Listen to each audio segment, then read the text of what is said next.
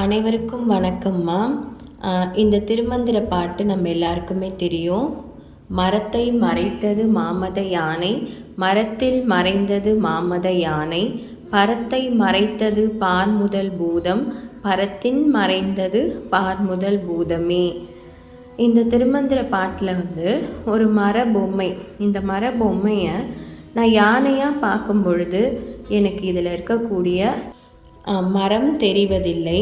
அதுவே நான் இதை மரமாக பார்க்கும் பொழுது எனக்கு இந்த யானை தெரிவதில்லை.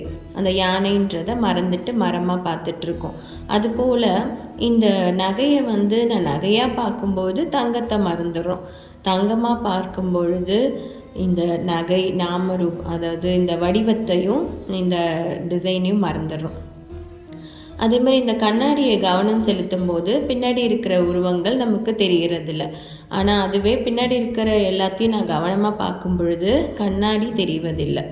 அதுபோல் நம்மளுடைய குருநாதருடைய உபதேசத்தின்படி திருவடியில் கவனம் இருக்கும் பொழுது, அதாவது நம்முள் விளங்கும் சின்மய ரூபமான ஆத்மா மேல் கவனம் இருக்கும் பொழுது, ஐம்புலன்களால் அறியப்படக்கூடிய இந்த உலகம் இல்லை. அதே மாதிரி உடல் மனமும் மறைந்து விடுகிறது. ஐம்புலன்களால் உணரக்கூடிய இந்த உலகப் பொருட்கள் மீது நாட்டம் இருப்பவர்களுக்கு இறைவன் தெரிவதில்லை. நன்றி.